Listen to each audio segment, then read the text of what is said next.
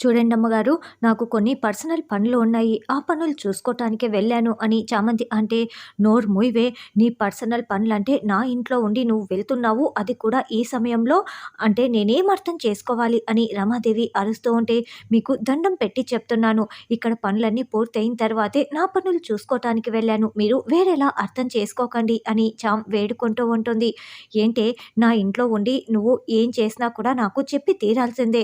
నువ్వు ఎక్కడో ఉండి ఏమన్నా చేసుకో. అప్పుడు నాకు చెప్పనవసరం లేదు. నువ్వు ఏం పర్సనల్ పనులకు వెళ్ళావో నాకు తెలిసి తీరాల్సిందే. ఎవరు నిన్ను తీసుకువెళ్లారు అని రమాదేవి అరుస్తూ ఉంటే, అప్పుడే రోజా అక్కడికి వచ్చి, అత్తయ్య గారు, దీన్ని తీసుకువెళ్ళింది ఎవరో కాదు ప్రేమే అని చెప్పేస్తుంది.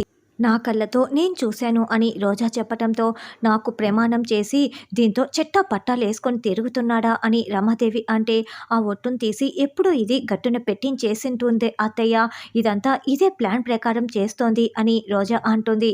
నిన్ను వదలనే, నీ అంతు చూస్తాను అని రమాదేవి గొంతు పట్టుకోబోతూ ఉంటే, రమా ఆగు అంటూ హర్ష అక్కడికి వస్తాడు. రా హర్ష, నీకే చెప్తాను ఈ చామంతి గురించి అని రమాదేవి అంటుంటే, ఏంటి రమా, ఎప్పుడు చూసినా చామంతిపై చాడీలు చెప్పటమేనా నీకు? అసలు నేను వినలేకపోతున్నాను అని హర్ష అంటే, ఓ ఇది 100 కోట్లకి యువరాని, నేను దీనిపై చాడీలు చెప్తూ ఉంటాను అని రమాదేవి అంటుంది. రమా, ఎందుకు ఇలా అరుస్తున్నావు? చెవులు పగిలిపోతున్నాయి. ఇరుగు పొరుగు వాళ్ళు వింటే ఏమవుతుంది అని హర్ష అంటాడు. నా మాటలే నువ్వు వినలేకపోతున్నావే. మరి ఇది ప్రేమ్‌తో బైక్‌లో తిరిగి వస్తోంది.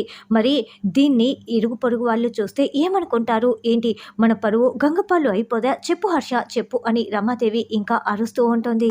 అవును మామయ్య గారు అని రోజా వంత పాడుతూ ఉంటుంది.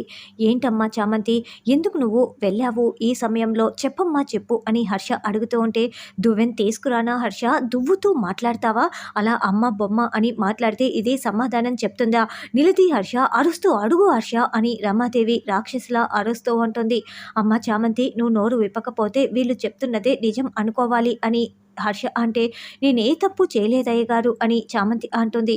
మామయ్య గారు, మీరు ఇలా మాట్లాడుతూ ఉంటే ఇది తప్పులు చేస్తూనే ఏ తప్పు చేయలేదని చెప్పుకుంటూ ఉంటుంది అని రోజా అంటుంది.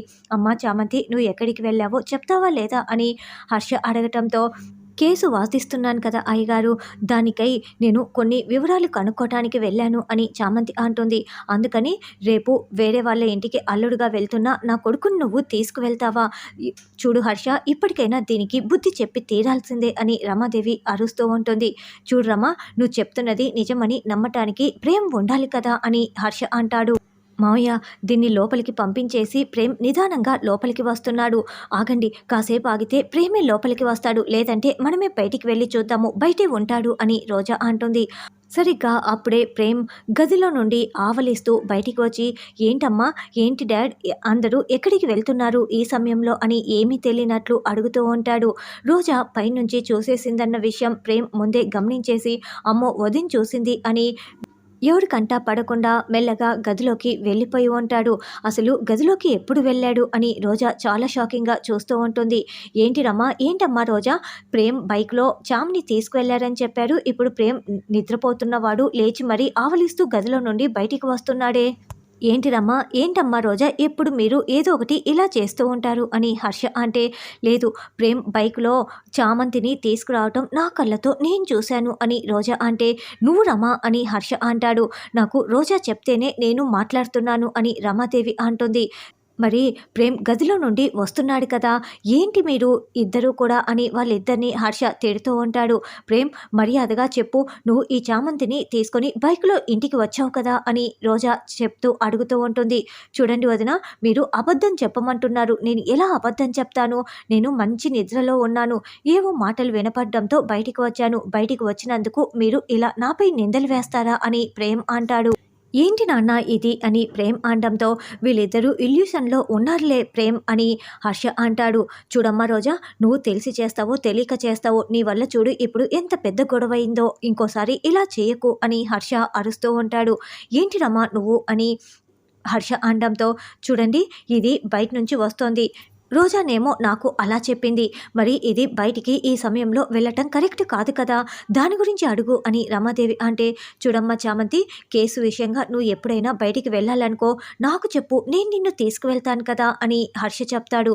ఈయనకి ఇలా అర్థమైందా, అంతా ఈ రోజా వల్లే అని రమాదేవి మనసులో రోజాని తిట్టుకుంటూ ఉంటుంది. అంటే ఈ చామంతి బైక్‌లో దిగటం నేను చూశాను. అది చూసి నేను ప్రేమే అనుకున్నాను అని రోజా అంటే, అతను బైక్ డ్రైవర్ అని చామంతి చెప్తుంది. హమ్మయ్య! అంటూ చామంతి కిచెన్‌లోకి వెళ్తుంది. అమ్మ చామంతి, నేను ఎంత టెన్షన్ పడ్డానో, కొంచెం జాగ్రత్తగా ఉండమ్మా అని చంద్రిక వెళ్ళగానే ప్రేమ్ పరుగులు పెడుతూ అక్కడికి వచ్చి, చూసావా చామ్, నిన్నెవరు ఏమీ అనకుండా నేను ఈ సమస్య నుంచి ఎలా బయటికి పడేశానో అని ప్రేమ్ అనడంతో, నన్ను ఇరికించలేదు, సంతోషించండి అని చామంతి అంటుంది. నేనెందుకు నిన్ను ఇరికిస్తాను చామ్ అని ప్రేమ్ అంటే, ఇంతకుముందు ఇరికించారు కదా అని చామంతి అంటే, అదేదో తెలియక చేసింది చామ్ అని ప్రేమ్ అంటాడు. తెలిసి చేసినా తెలియక చేసినా మర్డర్ మర్డరే అని చామంతి అనడంతో, ఇంత చిన్న విషయానికే మర్డర్ వరకు వెళ్తావా చామ్ అని, కనీసం ఒక్క చిన్న థ్యాంక్స్ అయినా చెప్పవా, స్మైల్ ఇవ్వచ్చు కదా అని ప్రేమ్ అంటే, నేనేమైనా మిమ్మల్ని బైక్ డ్రైవర్‌గా రమ్మని చెప్పానా? మీరే వచ్చారు. నేనెందుకు థాంక్స్ చెప్పాలి అని చామంతి అరుస్తూ ఉంటుంది. నీకు ఈ కోపం సూట్ అవ్వదు అని ప్రేమ్ అంటే, నాకు ఇదే సూట్ అవుతుంది అని చామంతి అంటుంది. నీ మీద నాకు కోపం వస్తోంది చామ్ అని ప్రేమ్ అంటే, ఆల్రెడీ మీ మీద నాకు టన్నులు టన్నులు కోపం ఉంది అని చామంతి అంటుంది. అయితే ఫ్రీగా ఎవరికైనా ఇచ్చేసేయ్, నేను వెళ్తున్నాను అని ప్రేమ్ అంటే, నేను మాత్రం ఇక్కడే ఉంటానా ఏంటి అని చామంతి వెళ్తుంది. వీళ్ళిద్దరూ టామ్ అండ్ జెర్రీలా కొట్టుకుంటూ ఉంటే చూడ్డానికి భలే ముచ్చటగా ఉంది. ఇలాగే కొట్టుకుంటూ వీళ్ళ ఇద్దరి ప్రేమ మళ్ళీ చిగురిస్తే బాగుంటుంది అని చిట్టి అనుకుంటూ ఉంటాడు. తర్వాత రమాదేవి నిషాకి ఫోన్ చేసి ఆ చామంతి కేసు విషయంగా బయటికి వెళ్ళింది.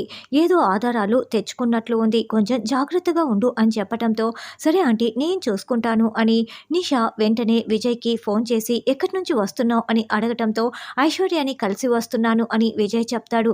అసలు బుద్ధుందా? కోర్టులో కేసు నడుస్తున్నప్పుడు ఐశ్వర్యని ఎలా కలుస్తావు? ఆ చామంతి నిన్ను ఫాలో అయ్యి మొత్తం సాక్ష్యాలు తెచ్చేసుకుంది. నేను చూసుకుంటానులే అని ఇంకెప్పుడు ఇలాంటి పనులు చేయకు అని తిట్టి ఫోన్ పెట్టేస్తుంది. తర్వాత చామంతి, జయ ఇద్దరు ఐశ్వర్య దగ్గరికి వెళ్తారు. ఇతను తెలుసా అని విజయ్ ఫోటోని చూపించి అడగటంతో, విజయ్ నాకెందుకు తెలీదు, త్వరలో మేమిద్దరం పెళ్లి చేసుకోబోతున్నాము అని ఐశ్వర్య చెప్తుంది.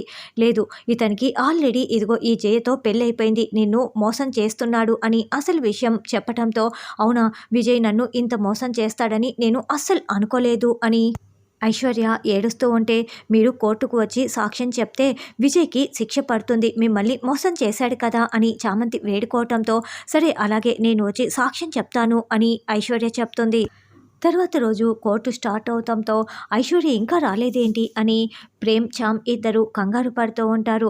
చూడండి, మీరు ఏం చెప్పదలుచుకున్నారో చెప్పండి అని జడ్జి గారు చెప్తుంటే, నా సాక్షి ఇంకా రాలేదు, రావాల్సిందిగా నాకు కాస్త సమయం ఇవ్వవలసిందిగా కోరుతున్నాను అని చామంతి అంటుంటే, కోర్ట్ అన్న తర్వాత సమయం లోపల వచ్చేయాలి యువర్ ఆనర్, రాకపోతే సమయం ఇవ్వటం కుదరదు, కాబట్టి తీర్పు ఇచ్చేయండి అని నిషా చెప్తూ ఉంటుంది.